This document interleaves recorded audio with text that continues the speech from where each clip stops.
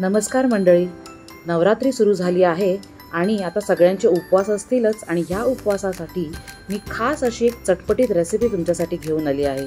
तिचं नाव आहे fasting fingers.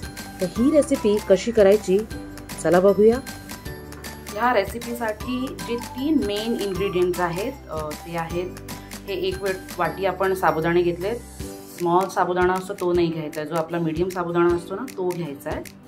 त्याच्यानंतर सेम प्रमाणात जेवढं प्रमाण तुम्ही साबुदाण्याचं घ्याल त्या सेम प्रमाणात मी वरईचा तांदूळ घेतलाय।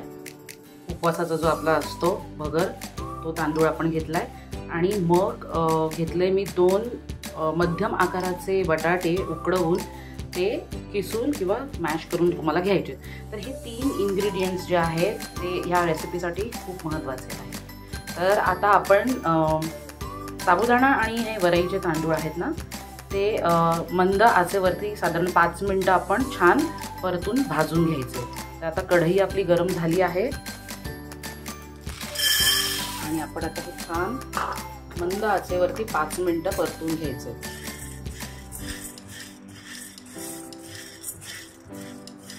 आता साबुदाणा आपला छान भाजून झालाय आणि तो आपण ना एका ताटात तो थंड करत ठेवूया, कारण ज्यावेळेस आपण मिक्सरमध्ये ते वाटून घेणार आहे त्यावेळेस हे साबुदाणा आणि वरी हे थंड असणं गरजेचं आहे, कारण मग वाटता नीट नाही येणार आपल्याला। तर हे वाटून झाले। आता सेम कढईमध्ये आपण वरीचा तांदूळ भाजून घेऊया। तो सुद्धा साधारण एक 4 ते 5 मिनिटं मंद आचेवर आपण छान असा भाजून घ्यायचा आहे।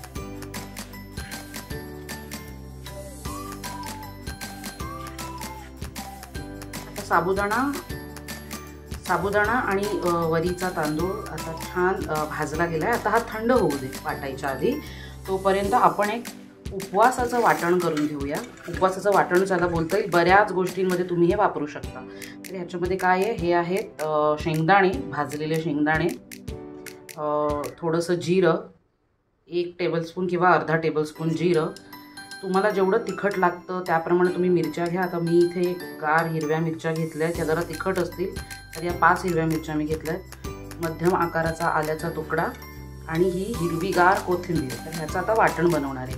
आता कोथिंबीर जी आहे ती ऑप्शनल आहे, सगळेच जण उपवासाला कोथिंबीर खातात असं नाही, तर ज्यांना ही कोथिंबीर स्किप करायची असेल ते स्किप करू शकतात।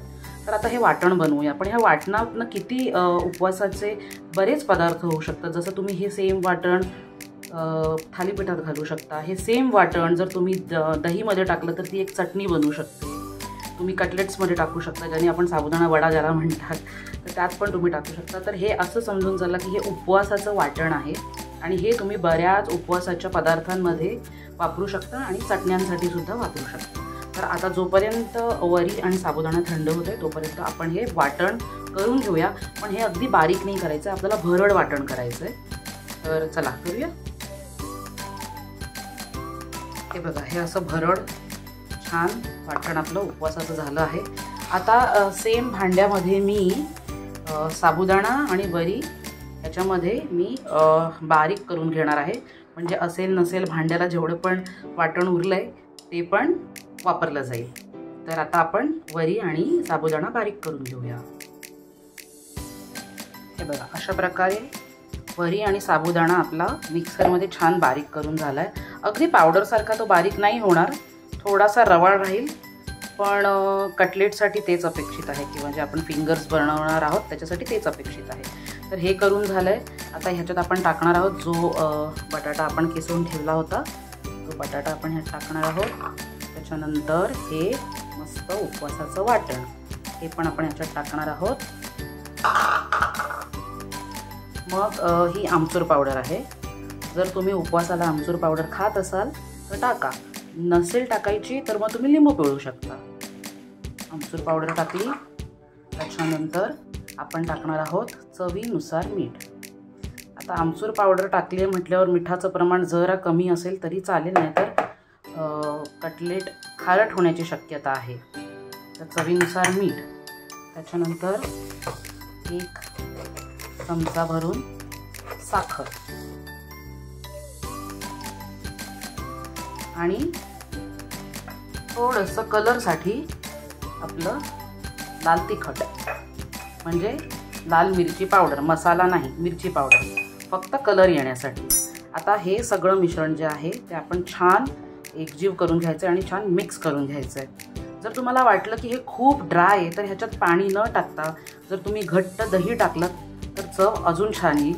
तर आता आपण बघूया. जर मला वाटलं की हे खूप ड्राय आहे तर मी ह्याच्यामध्ये घट्ट दही टाकेन आणि मग नंतर त्याच्यानंतर आपल्याला हे जे मिश्रण आहे ते निदान 2 तास तरी आपल्याला ते छान बाजूला ठेवून द्यायचं आहे, म्हणजे जेणेकरून जी पावडर आपण केली आहे वरईची आणि साबुदाण्याची ती थोडीशी सॉफ्ट होईल.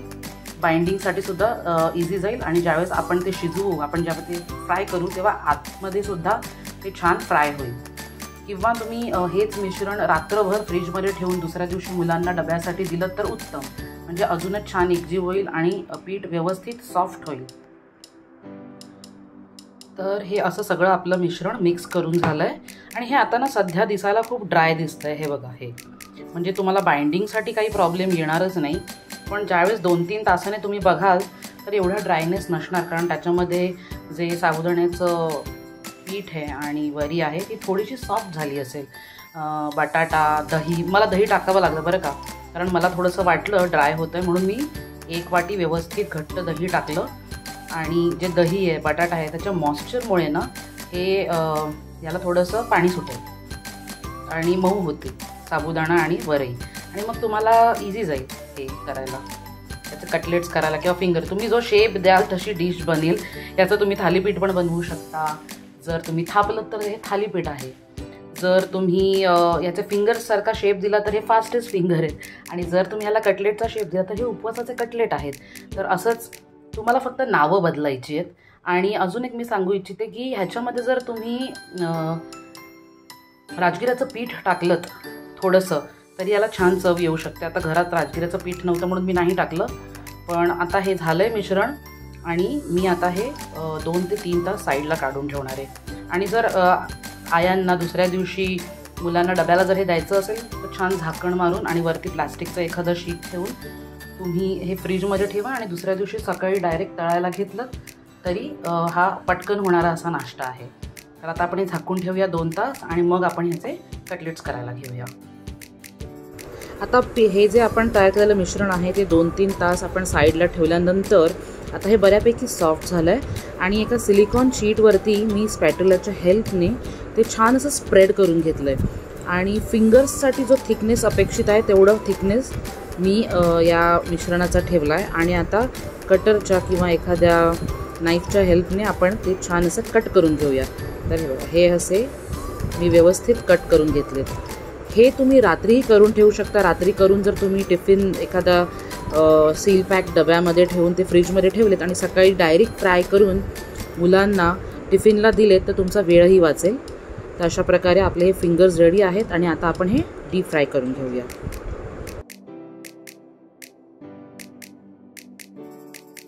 आता अशा प्रकारे डीप फ्राय करून झाल्यानंतर ते किती क्रिस्पी झाले असतील ह्याचा अंदाज तुम्हाला आता या आवाजावरनं येईल बघा. तर आहेत की नाही कुरकुरीत. तर अशा प्रकारे रेडी झाले आहेत आपले फास्टिंग फिंगर्स.